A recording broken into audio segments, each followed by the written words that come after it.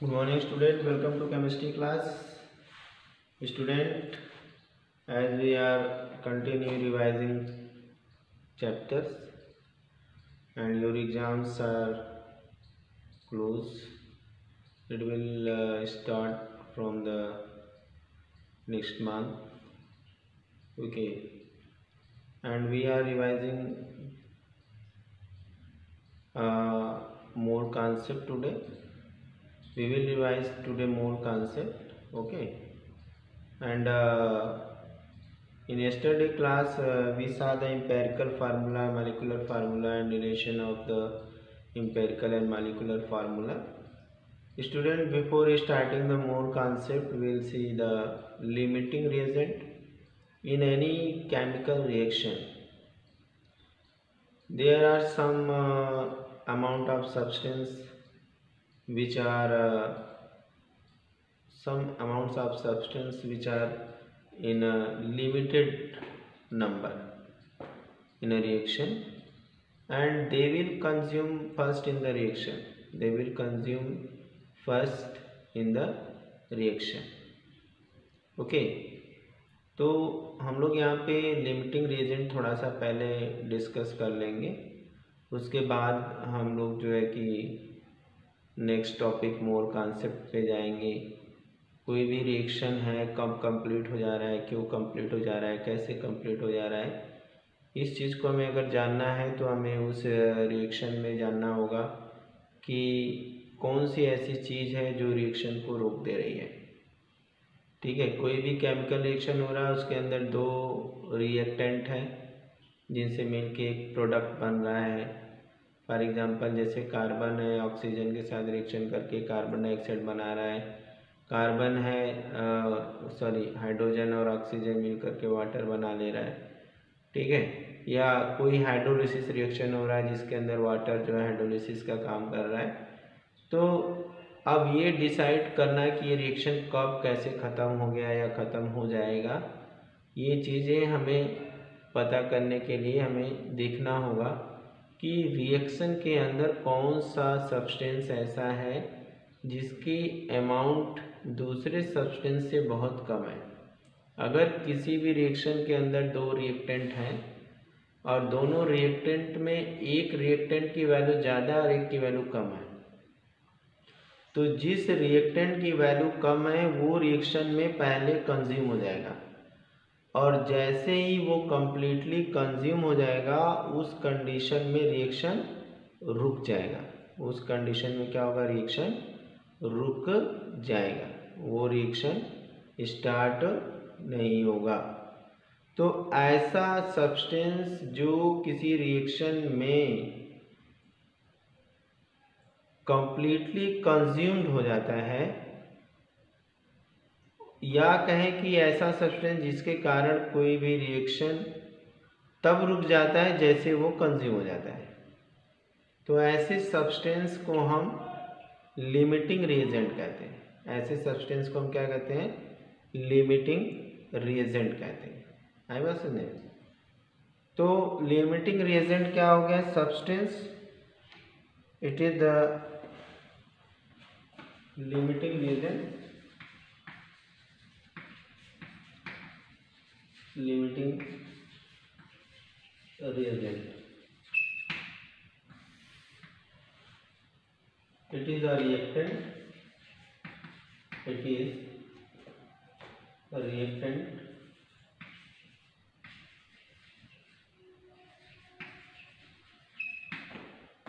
which completely consume during chemical reaction,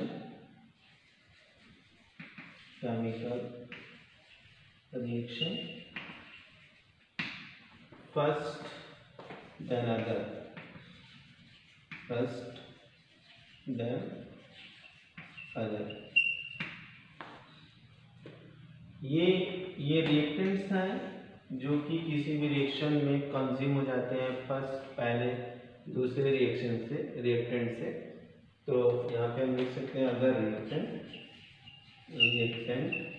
okay, तो उनको हम लिमिटिंग रिएजेंट कहते हैं।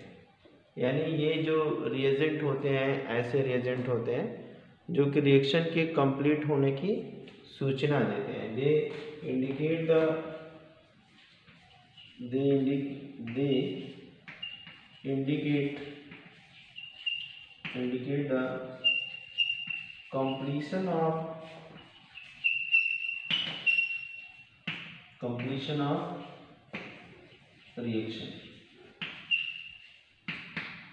completion of reaction, ठीक है। ये इंडिकेट करते हैं कि रिएक्शन कंप्लीट हो गया। आई बात समझे। और ये जो रिएक्टेंट होते हैं, जो लिमिटिंग रिएजेंट्स होते हैं, limiting reagents are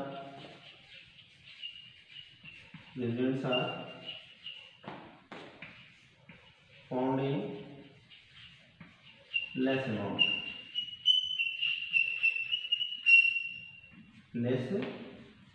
amount than the other reactants,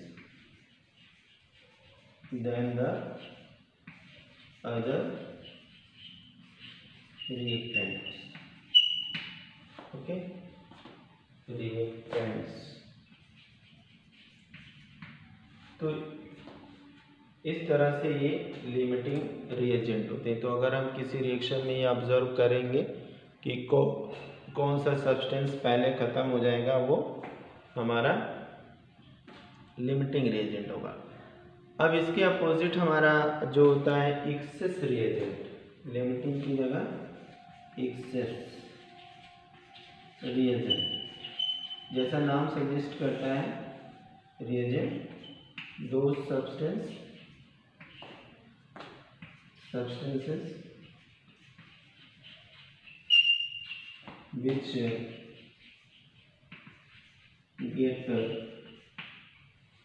which do not completely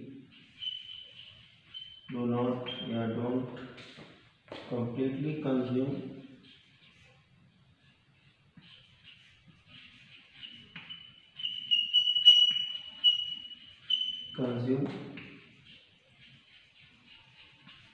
in a reaction।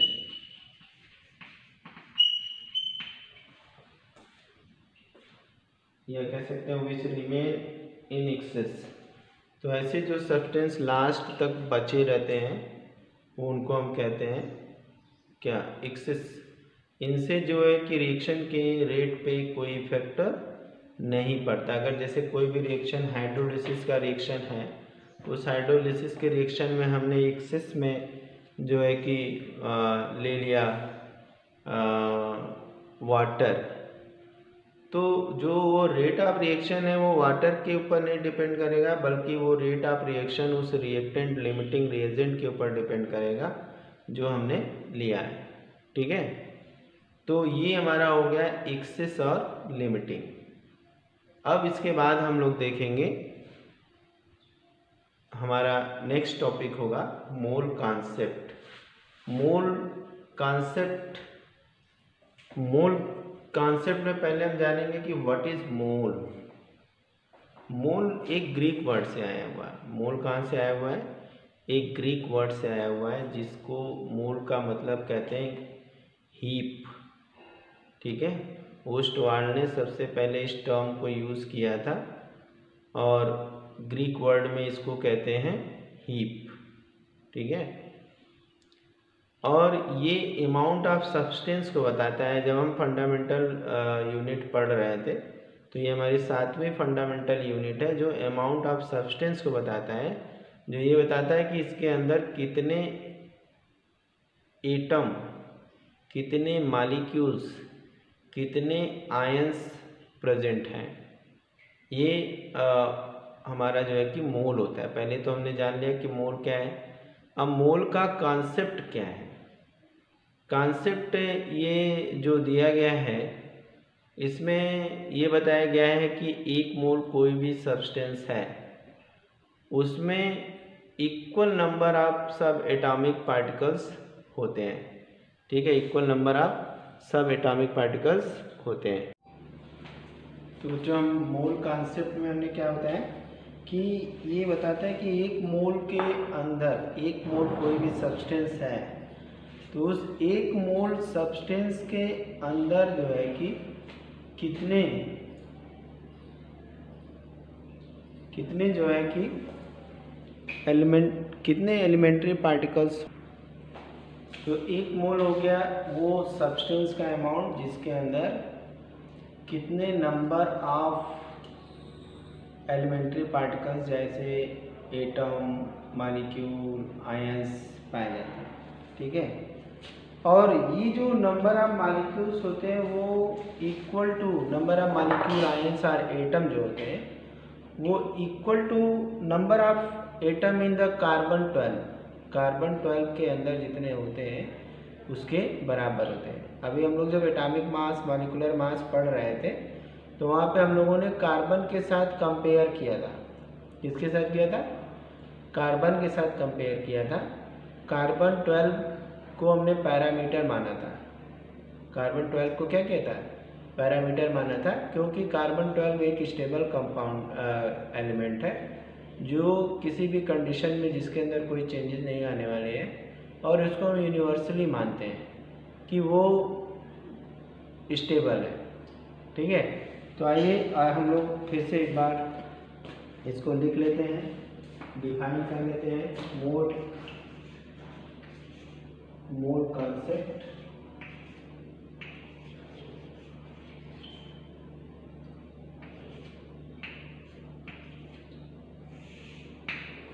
ठीक है, और first time term mole was suggested by mole was suggested by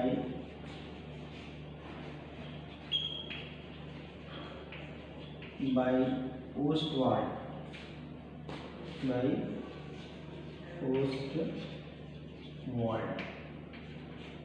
Okay.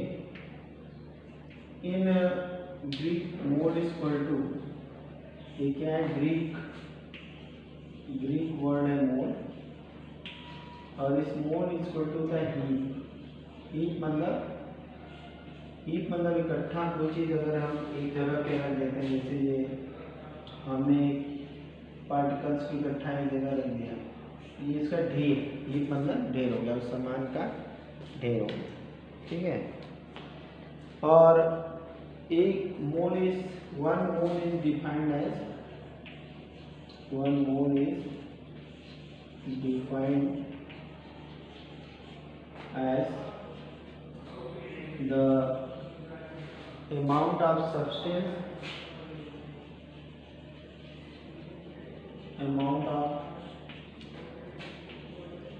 substance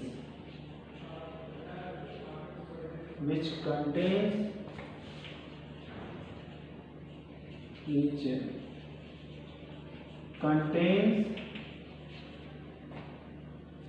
as much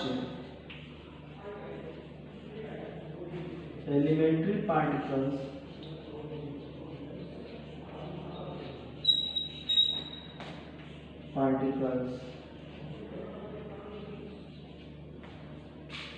as much elementary particle means atoms,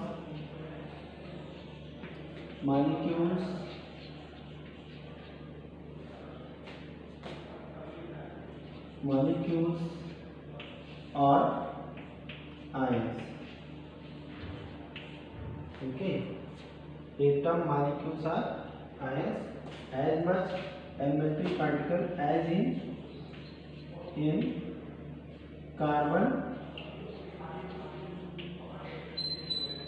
12. ठीक है, carbon 12 में जितने elementary particles होते हैं उतने के बराबर एक मोल होता है। ठीक है, क्या इन कार्बन 12 और इन 12 ग्राम ऑफ कार्बन 12, ठीक है। और भी तरह से इसको हम डिफाइन कर सकते हैं, इसको नोट कर लीजिए फटाफट।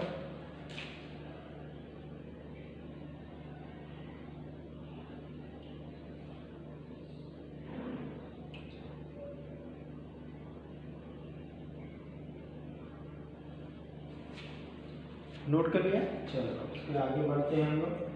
तो टर्म मोल किसने दिया था, सजेस्टेड बाय ओस्टवाल्ड, और ग्रीक में मोल का मतलब होता है हीप, मोल मीन्स हीप। और एक मोल को डिफाइन करना है तो क्या करें, define as the amount of substance which contains as much elementary particles atom molecule और ions in 50 gram of 12 gram of the carbon gram. अब 1 mole is equal to 1 mole is equal to लिख सकते हैं 6.022 into 10 to power 23 atoms या ग्राम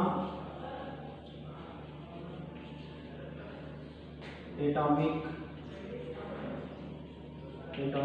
मास,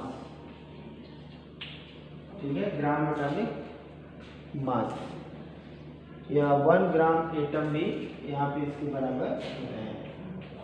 1 gram atom. तो 1 मोल अगर substance है तो कहने का मतलब उसमें 0.22 into 1023 एटम होंगे, या ये इक्वल टू होगा ग्राम एटॉमिक मास के, या इक्वल टू होगा क्या 1 ग्राम एटम की इक्वल होगा, ठीक है। सिमिलरली सेम चीज हम मॉलिक्यूल के लिए लिख सकते हैं। 1 mole is equal to 1 mole is equal to 6.022 into 10 to power 23 molecule, या हम लिख सकते हैं इसको 1 ग्राम मॉलिक्यूल, 1 ग्राम मॉलिक्यूल। और इसको हम लिख सकते हैं ग्राम मॉलिक्यूलर मास, ग्राम मॉलिक्यूलर मास, ग्राम मॉलिक्यूलर मास, ठीक है। ये एक मेन पॉइंट है, की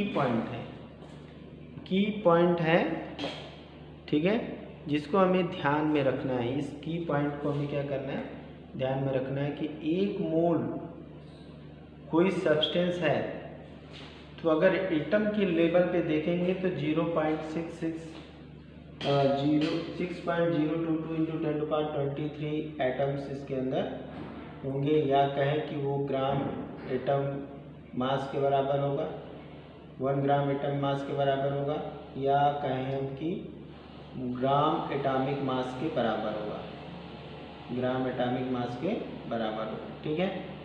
दूसरा हम ये कह सकते हैं, मॉलिक्यूल के फॉर्म में भी यही बात कह सकते हैं कि 1 मोल के अंदर 6.022 into 10 to power 23 मॉलिक्यूल्स होते हैं। इक्वल टू हम कह सकते हैं कि 1 ग्राम मॉलिक्यूल मास हो गया, या 1 ग्राम मॉलिक्यूलर मास या मॉलिक्यूलर वेट कह सकते हैं। अब इसको जरा एक एग्जांपल के फॉर्म में दे सकते हैं, ठीक है। इसको हम एक एग्जांपल ले लेते हैं तो ज़्यादा क्लियर हो जाएगा।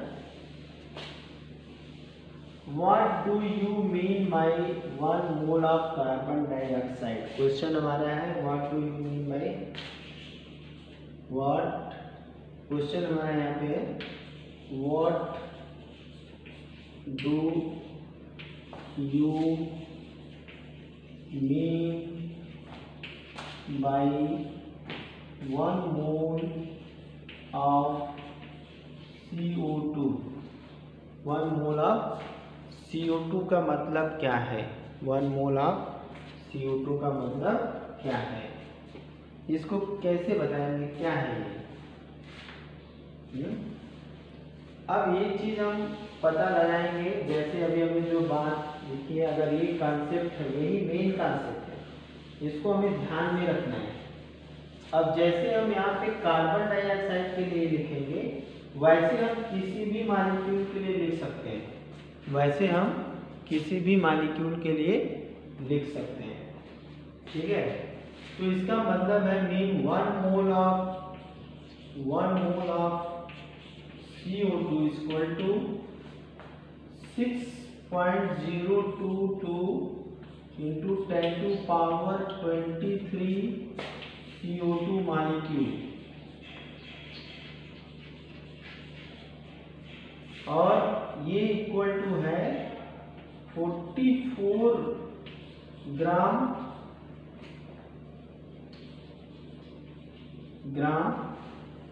मॉलिक्यूलर मास में।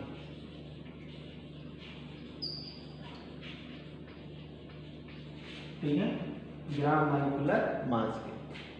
अब यहाँ पे कार्बन डाइऑक्साइड का मॉलिक्यूलर मास निकालेंगे, CO2 है, तो कार्बन का हो गया 14 और 2 into 16 अगर कर देंगे तो 14 प्लस 32 इक्वल टू कितना आ जाएगा?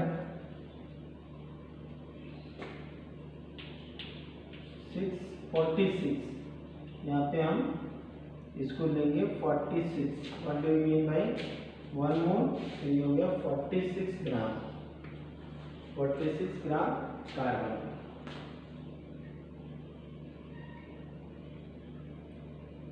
सॉरी, यहाँ पे कार्बन का हम 14 ना लेके 12 लेंगे, क्योंकि ये रेडियोएक्टिव कार्बन से हम नहीं करते हैं कंपेयर। ये होगा 44।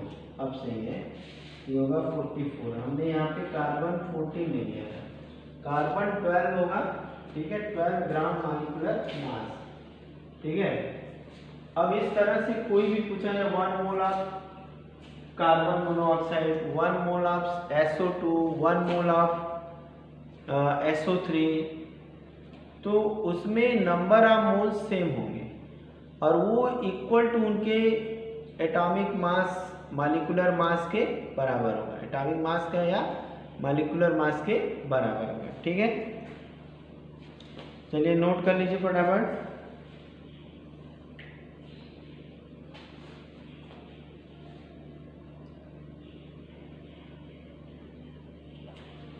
अब एक क्वेश्चन बहुत आता है, STP पर नंबर ऑफ मॉलिक्यूल्स या वॉल्यूम्स क्या होते हैं उसको देखेंगे। इन गैसियस फेज की अगर बात करेंगे at STP, in gaseous phase at STP, STP का मतलब हो गया स्टैंडर्ड टेम्परेचर प्रेशर। NTP भी कहीं दिया होता है, तो normal temperature pressure, normal temperature pressure.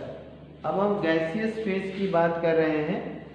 In a gaseous state of substance, in gaseous state of a substance at STP, STP का मतलब है standard temperature 227 means 2098 kelvin and 1 ATM। Okay, ये स्टैंडर्ड है, एक रूम टेम्परेचर के बराबर हम ले सकते हैं इसको। और या तो हम इसको 273 भी ले सकते हैं केल्विन 1 ATM, ठीक है। कहीं ये होता है, कहीं रूम टेम्परेचर होता है, ठीक है। तो ये गैसियस फेज में जो है कि 1 मोल किसी भी gram molecular mass equal to 1 mole हो जाएगा, gram molecular mass equal to क्या होगा, 1 मोल। और ये 1 मोल का जो वॉल्यूम होगा, वॉल्यूम हो जाएगा यहाँ पे, ये इक्वल टू होगा 222.4 लीटर, और ये इक्वल टू हो जाएगा 6.022 इंटू 10⁻23, ठीक है, 23 मालिक्यूल या ग्राम मालिक्यूल, ठीक है। अब ये एक की कॉन्सेप्ट है कि किसी भी चीज का ग्राम मालिकुलर मास। अब जैसे कि हम कहें कि एक एग्जांपल लेते हैं, what do you mean by, question यहाँ पे हम लेते हैं, what do you mean by, you mean by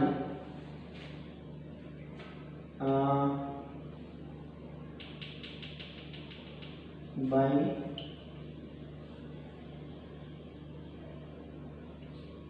17 gram molecular mass, gram molecular मास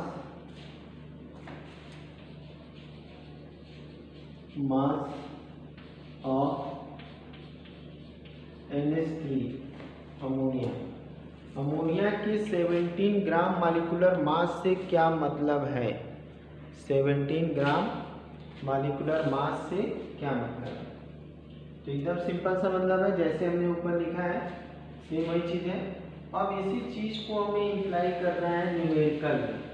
बहुत सिंपल न्यूमेरिकल है, लेकिन जैसे हमें डरा दिया जाता है कि मोल कॉन्सेप्ट बहुत हार्ड है, बहुत डिफिकल्ट है, ऐसा कुछ नहीं है। हमें जो ये लाइन सब लिखवा रहे हैं, ये लाइन अगर जो है कि दिमाग में है तो सही है। तो यहाँ पे हमारा आंसर हो जाएगा, answer 17 gram molecular mass of ammonia NH3 equal to हो जाएगा 1 मोल, और ये इक्वल टू हो जाएगा 22.4 लीटर वॉल्यूम हो जाएगा इसका, और इसमें नंबर ऑफ एटम हो जाएंगे 6.022 इंटू 10⁻23 मॉलिक्यूल्स,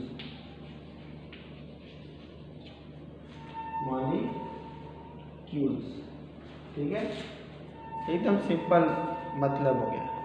इसी चीज़ को ध्यान में रख कर के अगर हम न्यूमेरिकल लगाएंगे तो हमारा कोई भी न्यूमेरिकल गलत नहीं होगा। अब जो स्टैंडर्ड नंबर लिखते हैं हम उस नंबर को क्या कहते हैं, ये जो हमारा नंबर यहाँ पे दिख रहा है इसको नोट कर लिया होगा कि ये जो स्टैंडर्ड नंबर है जो हम सबके लिए एक ही नंबर यूज़ कर रहे हैं, सबके लिए हम 6.0222 यूज़ कर रहे हैं। तो standard number 6.022 into 10⁻23 is called Avogadro number, Avogadro number. ये एवोगैड्रो साइंटिस्ट के नाम पर ये नंबर पड़ा है, बट उन्होंने इसको डिस्कवर नहीं किया है। एवोगैड्रो नंबर एवोगैड्रो साइंटिस्ट के नाम पे पड़ा हुआ है, लेकिन कभी उन्होंने इसको डिस्कवर नहीं किया, बल्कि उनके ऑनर में ये जो है कि नाम रख दिया गया एवोगैड्रो नंबर। एवोगैड्रो नंबर को एवोगैड्रो ने कभी खोजा नहीं है, ये उनके ऑनर में, उनके सम्मान में उसको नाम दे दिया गया Avogadro number, and it is represented by, it is represented